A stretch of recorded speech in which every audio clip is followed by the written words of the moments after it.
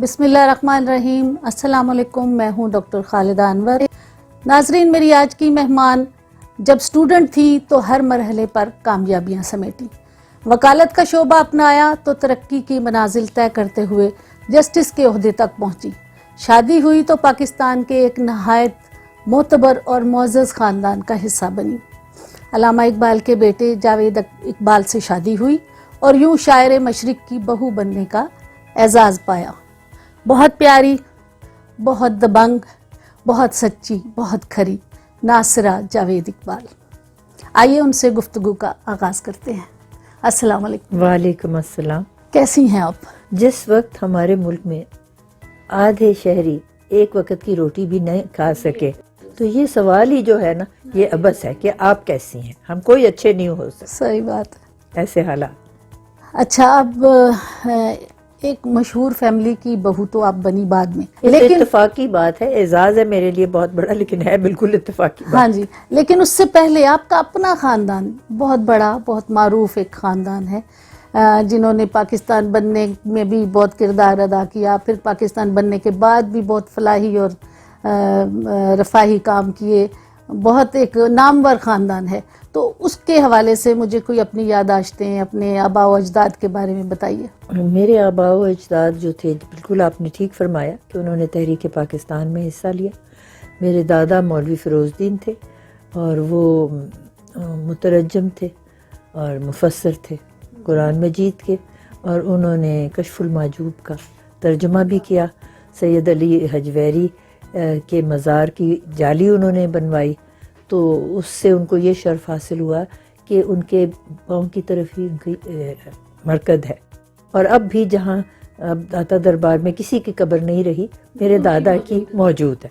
اور اب بھی جب جاتے ہیں فاتحہ پڑھنے تو وہاں ان کا نام اور وہ لگا ہوا ہے سنگ مرکز. بڑا شرف ہے. وہ جالی بھی قائم ہے واہ. جو داتا صاحب کے اندرون ان کے مزار کے بالکل گرد غلام گردش کے اندر ہے. تو یہ اللہ تعالیٰ کی بڑی مہربانی ہے.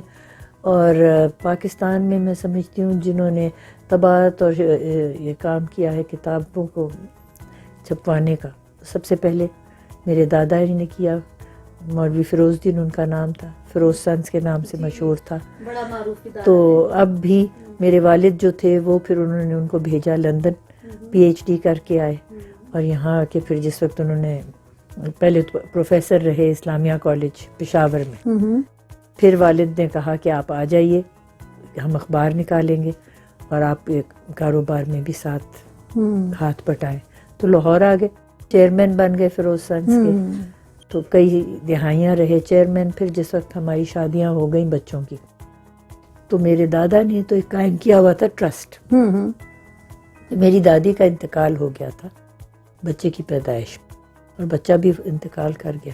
تو جہاں جہاں ہمارے ادارے تھے کتب کے، تو وہاں 7 ڈسپینسریاں. اچھا. میری والدہ کہنے لگی کہ یہ جو زچہ اور بچہ کا صحت کا مسئلہ ہے نا، یہ تو ہسپتال کے بغیر ہو ہی نہیں سکتا، تو ہسپتال قائم کرنا ضروری ہے. تو جب پھر ان کے پاس کوئی ذمہ داریاں نہیں تھی بچوں کی شادیوں کی، تو میرے والدین نے جو بھی اپنے املاک تھے ان کو وقف کر دیا اور ایک ہسپتال بنایا میری دادی کے نام میں. فاطمہ تھا میری دادی کا نام، جن کا انتقال ہوا تھا زچگی میں، تو انہی کے نام سے منسوب کر کے، اور ہماری سیدہ فاطمہ تو زہرا کے نام سے، کیونکہ میری دادی کا نام تھا کنیز فاطمہ. اچھا اچھا. تو وہ دونوں کے نام سے منسوب وہ ہسپتال ہے، جس میں جو ضرورت مند ہیں ان کا مفت علاج ہوتا ہے، اور جو صاحب ثروت ہیں ان سے لیتے ہیں کرایہ اور خرچہ، تاکہ اسپتال سے چلتا رہے اور کسی کا مرہون منت نہ ہو کہ حکومت پیسے دے گی یا کوئی ادھر سے آئیں گے یا مانگنے پڑیں گے.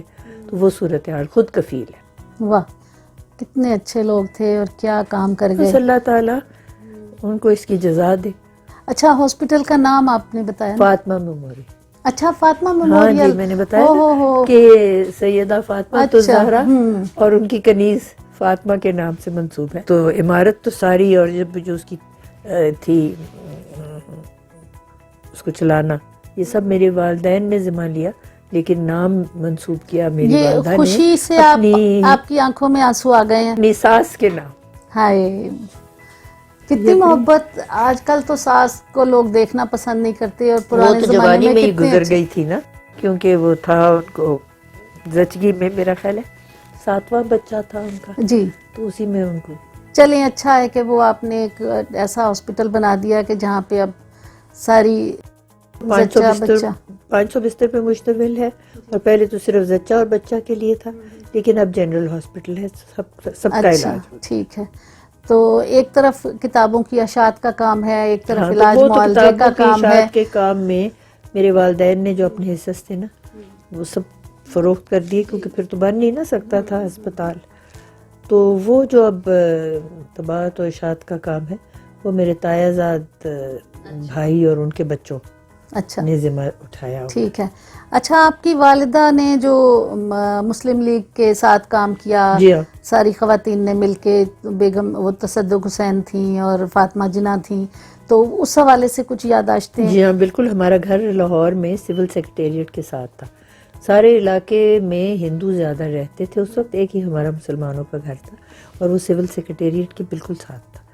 تو جب پہلی دفعہ مسلم لیگ کا جھنڈا تھا, ابھی پاکستان کے جھنڈے کی شکل تو نہیں تھی, لیکن یہی تھا سبز رنگ کا جس کے اوپر ہلال اور ستارہ تھا, تو میری والدہ نے سب کو اکٹھا کر لیا اپنے باغیچے میں, اور پھر یہ 2 نوجوان لڑکیاں فاطمہ صغرا اور زرینہ, ان کو جھنڈا دیا, گیٹ کھولا جو اتنی دیر بند رکھا, تو سب بھاگ کے وہ دیوار, اس وقت تو یہ خاردار تارے نہیں ہوتی تھی, دیوار پہ لانگ لی انہوں نے سول سیکریٹریٹ کی اور اوپر چڑھ گئے. اب یہ میں تھی موجود, لیکن میں بہت چھوٹی تھی, مجھے یہ سمجھ نہیں آئی پائپس کے حوالے سے چڑھی یا کس طرح چڑھی, تو اوپر چڑھ گئے, اور وہ جھنڈا جو تھا وہ انہوں نے اوپر نصب کیا, اور پھر یہ سب باقی خواتین نے نیچے سے نعرہ بازی کی, پاکستان زندہ باد, لے کے رہیں گے پاکستان. تو یہ تو کیا مجھے جذبے تھے, کیا بہت یاد ہے محب وطن اچھی لوگ طرح. تھے.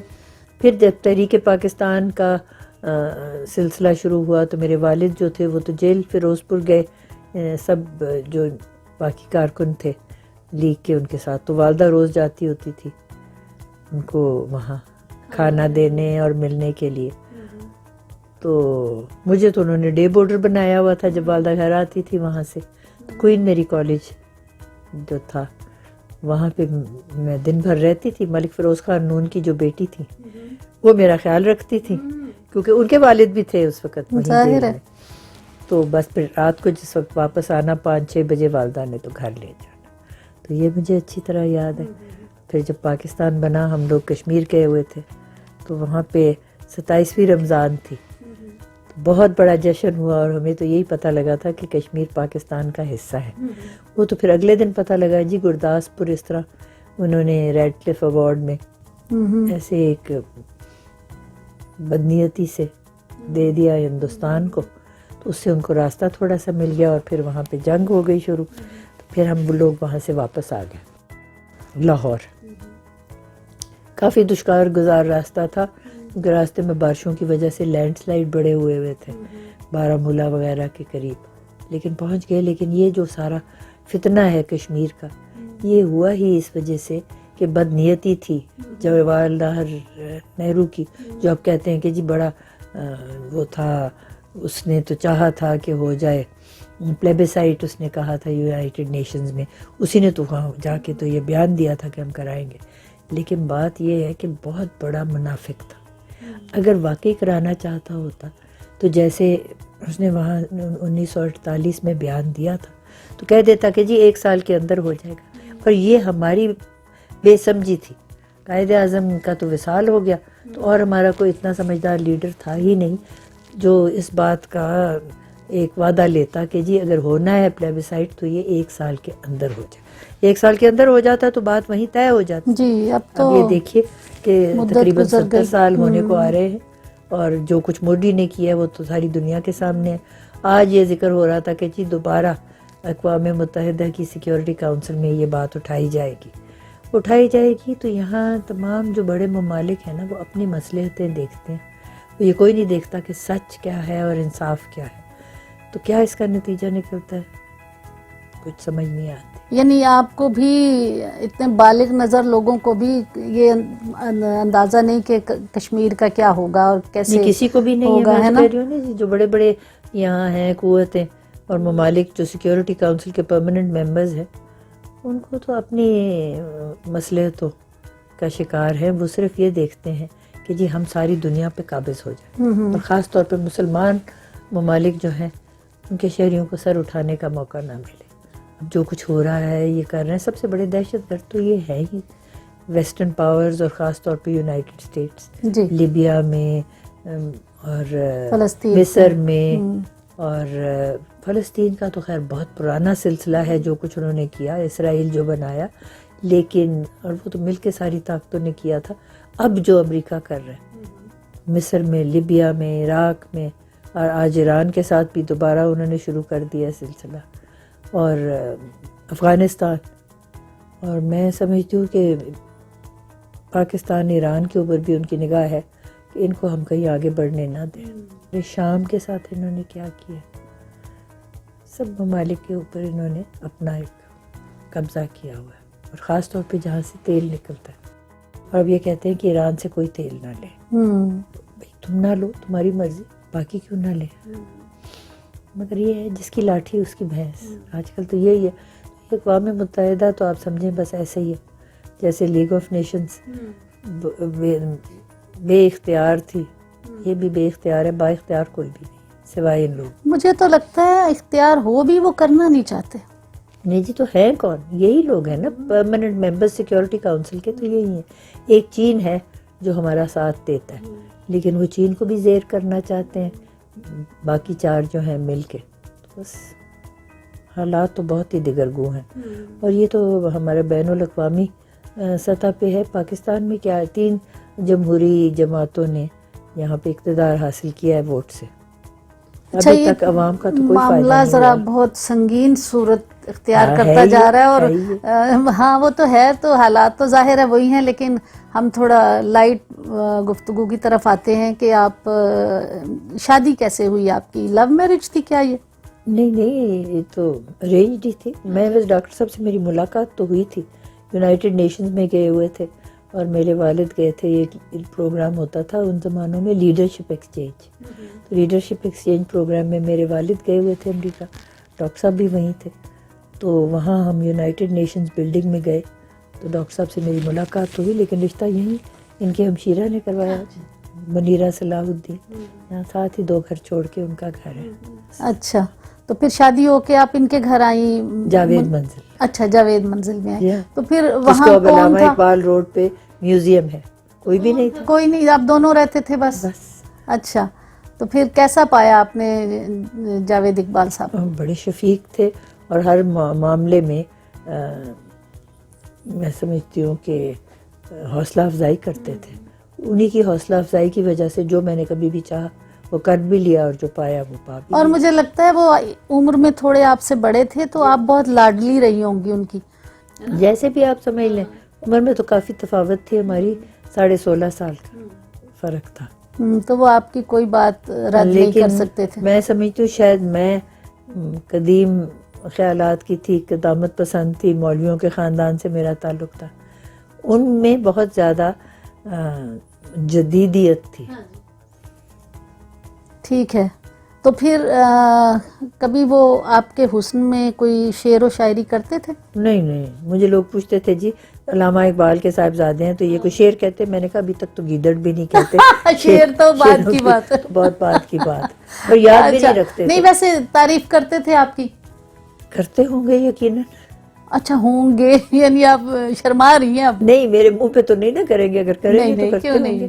تو بات یہ ہے کہ ان کو شعر یاد بھی نہیں رہتے تھے. تو میں تو بچپن سے لے کے تو کالج کے زمانے تک میں بیت بازی کی رہی استاد یا چیمپئن. تو شعر مجھے یاد رہتے تھے. کبھی ان کو کوئی شعر یاد کرنا ہو تو مجھے کہتے تھے وہ بتا دے شعر کون سا ہے.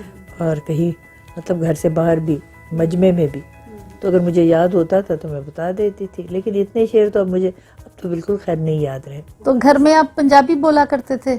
ڈاکٹر صاحب اور میں نہیں, اردو. اچھا, جب پاکستان بنا تو میرے والدین نے کہا کہ بس اب اردو ہماری قومی زبان ہے, تو ہم نے اردو ہی بولنی ہے. اس سے پہلے پنجابی گھر میں بھی بولا کرتے تھے, تو پھر اردو بولنا شروع کر دی. بس یہ ہے جو ملازم کو کوئی بات بتانی ان کو اردو پنجابی میں بات کرنی, آپس میں اردو میں بچوں کے ساتھ. میرے والدین نے میرے ساتھ بات اردو میں کرنی اور ڈاکٹر صاحب نے اور میں نے بھی بچوں کے ساتھ اردو میں ہی. تو گھر میں کام کاج میں آپ کا ہاتھ بٹاتے تھے؟ بات سنیے، ہوتا نا، اللہ بعض تعالیٰ مرد کی ہوتے ہیں جی بہت نہیں. مہربانی ہے کہ کوئی ایسا کام تو تھا ہی نہیں. نہ میرے پاس کچھ ایسے سسرال تھے جو اس بات کے مطالبہ کرتے کہ آپ کچھ کریں. تو کیا کرنا تھا؟ جب میں آئی ہوں گھر میں خانسامہ تھا تو میری نند نے پہلے دن کہا دیکھیں پورچی خانے چ نہ جائیں، پھر تینوں کسی نے باہر ہی نہیں نکلنے دینا. تو مجھے تو پہلے ہی کوئی شوق نہیں تھا، حالانکہ میری والدہ بہت اچھا کھانا بناتی تھی. بس وہ اچھا کھانا بناتی تھی اس لیے مجھے بالکل ہی نہیں تھا آتا. تو جو خنسامہ بنا کے دے دیتا تھا وہ ہم کھا لیتے تھے. تو کام کاج کیا تھا؟ بس یہی کہ کوئی بازار سے کبھی سامان لے آنا، کوئی یہ دیکھ لینا کہ جی دھوبی کے کپڑے لکھنے ہیں، کبھی حساب لے لینا. تو پھر جب میں نے کام شروع کیا اور ڈاکٹر صاحب ریٹائر ہوئے تو پھر انہوں نے کہا بس اب یہ کام میں سارے کروں. میں نے کہا چلیے آپ کریں، بڑے شوق سے کرتے ہے نا. کتنا اچھا، بڑے سگڑ شوہر تھے، ہے نا. پورا گھر انہوں نے سنبھال لیا آپ کے نہ ہونے کے بعد.